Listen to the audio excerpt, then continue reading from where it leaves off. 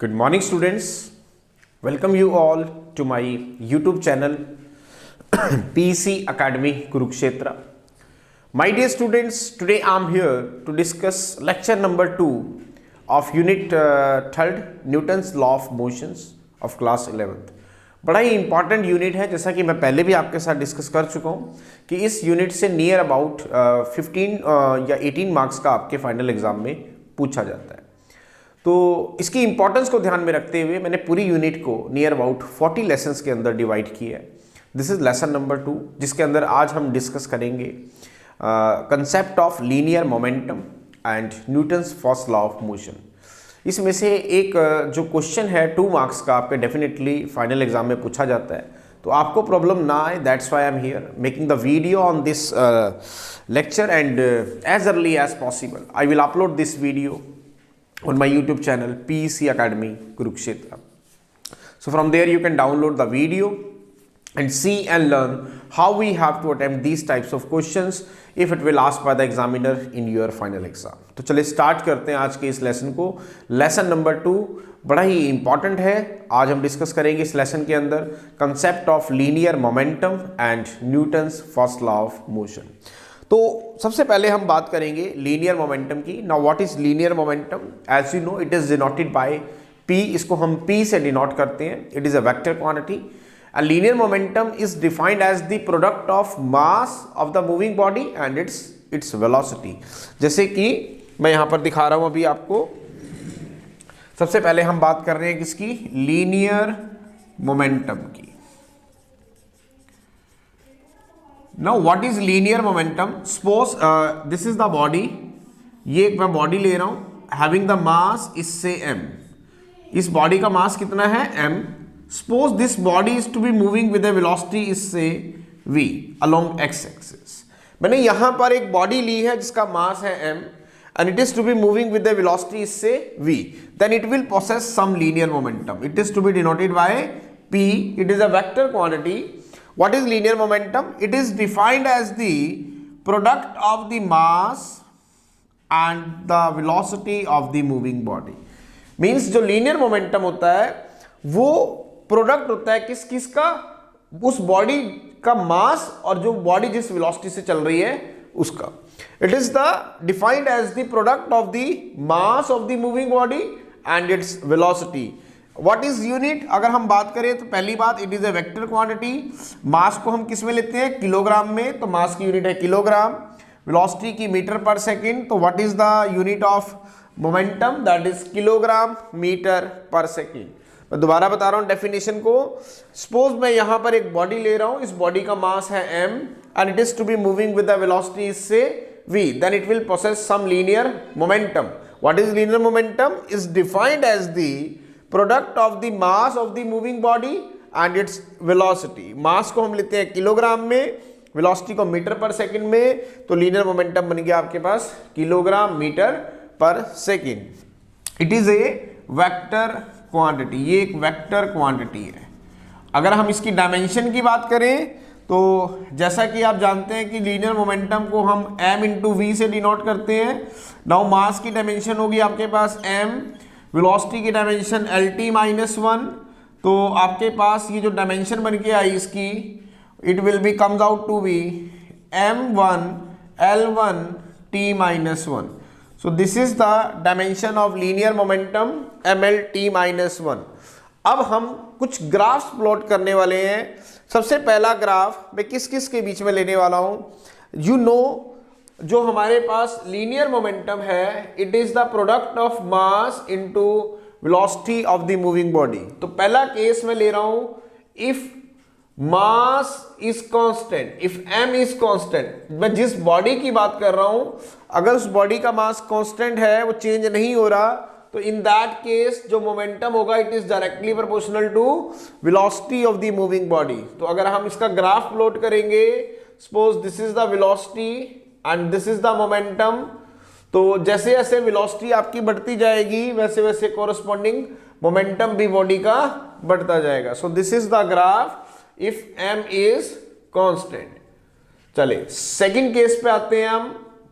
Second case है हमारे पास अगर हम कहें कि if v is constant, if v is constant means जो बॉडी है it is to be moving with a constant velocity, its velocity does not change, then in that case जो momentum होगा it will is equivalent to the m। इसका मतलब जैसे जैसे body का मास बढ़ता जाएगा वैसे वैसे बॉडी का जो मोमेंटम है वो भी बढ़ता जाएगा। तो इधर मैं ले लेता हूं अगर मास और इधर मैं ले लेता हूं मोमेंटम, तो जैसे जैसे बॉडी का मास बढ़ेगा वैसे वैसे बॉडी का जो मोमेंटम है वो भी इंक्रीज होता जाएगा। If v is constant means जैसे जैसे बॉडी का मास बढ़ रहा है वैसे वैसे बॉडी का मोमेंटम भी आपका बढ़ रहा है। थर्ड केस में आएंगे हम, तीसरा case, if we consider two bodies, if we consider the two bodies of unequal masses having the same linear momentum, having the same linear momentum। अगर मैं दो बॉडी ले रहा हूं, उन दो बॉडीज के जो मासेस हैं वो अनइक्वल है। If we consider the two bodies having of unequal masses but having the same linear momentum, दो बॉडीज की जो मासेस है वो क्या है, unequal, m1 is not equal to m2, लेकिन इनके जो लीनियर मोमेंटम है it will remain same. It means p1 is equal to p2, then in that case m1 into v1 is equal to m2 into v2। It means that is m2 by m1 is equal to v1 by v2। ध्यान से देखिए, अगर मैं दो bodies ले रहा हूं and two bodies have of unequal masses but having the same linear momentum, p1 is equal to p2, then in that case m1 v1 is equal to m2 v2। तो यहां से आएगा m2 by m1 is equal to v1 by v2। it means v जो है it is inversely proportional to the mass of the moving body।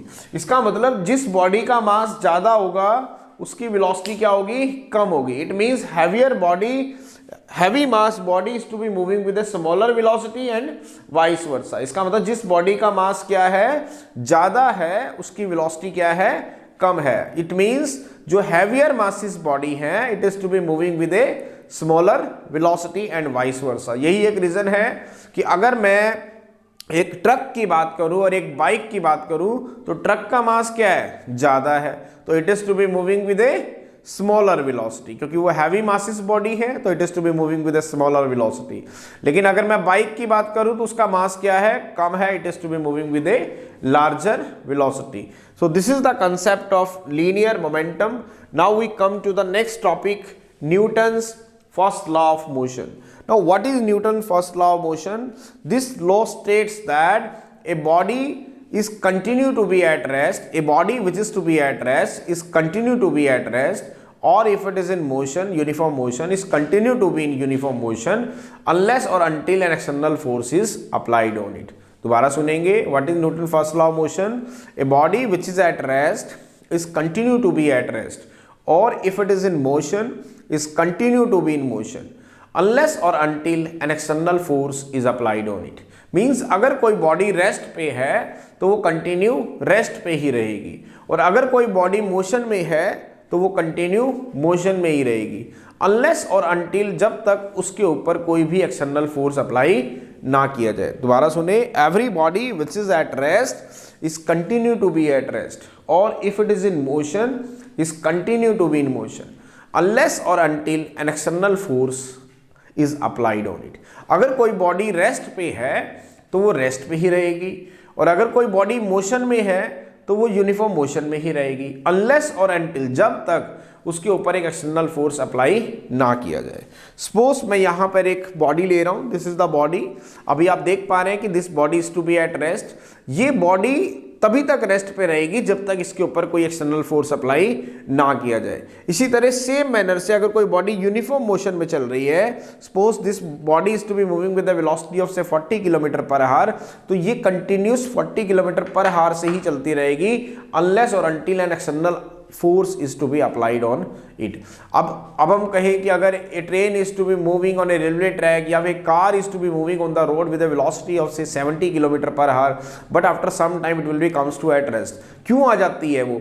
क्योंकि एक external unbalance force, कौन सा? जो कि एक फ्रिक्शनल फोर्स है, जो उस मोशन का अपोज कर रहा है, वो उसकी मोशन को सीज करता है। तो अगर वो फोर्स वहां से हट जाए तो बॉडी की वेलोसिटी में कोई भी चेंज नहीं आएगा। It is to be moving with a constant uniform velocity. तो इट मींस अगर कोई बॉडी रेस्ट पे है तो वो कंटिन्यू रेस्ट पे ही रहेगी, और अगर कोई बॉडी यूनिफॉर्म मोशन में चल रही है तो वो कंटिन्यूस यूनिफॉर्म मोशन में ही चलती रहेगी, अनलेस और अनटिल, जब तक उसके ऊपर एक एक्सटर्नल अनबैलेंस फोर्स अप्लाई ना किया जाए। तो कहीं ना कहीं जो Newton first law of motion है वो कहीं ना कहीं हमारी इनर्शिया को भी एक्सप्लेन कर रहा है, क्योंकि इनर्शिया भी तो यही था।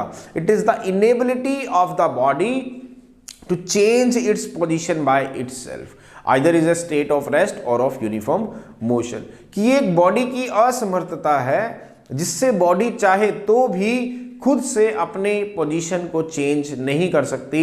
अगर वो रेस्ट पे है तो वो अपने आप खुद से मोशन में नहीं आ सकती, अगर वो मोशन में है तो खुद से अपने आप रेस्ट पे नहीं आ सकती, जब तक कि कोई एक्सटर्नल फोर्स अप्लाई ना किया जाए। अगर जैसे कोई बॉडी रेस्ट पे है तो वो तभी मोशन में आएगी जब उसके ऊपर एक एक्सटर्नल फोर्स अप्लाई किया जाएगा, लेकिन अगर कोई बॉडी यूनिफॉर्म मोशन में है तो वो तभी रेस्ट पे आएगी जब कोई एक अपोजिंग फोर्स उसके ऊपर लगेगा, जैसे कि फ्रिक्शनल फोर्स। तो इट इज द इनेबिलिटी, ये एक असमर्थता है बॉडी की, of the body to change itself, अपने आप its position, either it is a state of rest or of uniform motion. तो न्यूटन फर्स्ट लॉ कहीं ना कहीं it is also defined inertia. So these are the concepts, बड़े ही important concept थे, और आज इस लेसन में हमने इन कंसेप्ट को समझा। फर्स्ट कंसेप्ट हमने समझा concept of linear momentum, second हमने समझा Newton first law, and it is to be also called law of inertia. इसमें से एक क्वेश्चन डेफिनेटली 2 मार्क्स का आपके फाइनल एग्जाम में पूछ लिया जाता है, चाहे वो ग्राफ के ऊपर बेस्ड हो लीनियर मोमेंटम में या फिर एक सिंपल डेफिनेशंस की फॉर्म में हो। तो आपको इस तरह के क्वेश्चंस अटेम्प्ट करने में प्रॉब्लम ना आए, that's why I am here making the video on this question, and as early as possible I will upload this video on my YouTube channel PEC Academy Kurukshetra. So from there you can download the video and see and learn how we have to attempt these types of questions if it will asked by the examiner in your final exam. So at last, my dear students, again I am saying, if you like my videos, like my work, like my effort, then please don't be forget to subscribe my channel. My channel is PEC Academy Kurukshetra. तो अंत में मेरे प्यारे विद्यार्थियों, अगर आपको मेरा काम पसंद आ रहा हो, मेरे वीडियोस, मेरा चैनल, मेरे एफर्ट्स अगर आपकी प्रॉब्लम को सॉर्ट आउट करने में आपकी हेल्प कर रहे हो, तो प्लीज़ मेरे चैनल को सब्सक्राइब जरूर करें। My channel is PEC academy Kurukshetra. धन्यवाद। जय श्री कृष्ण, जय गुरु जी।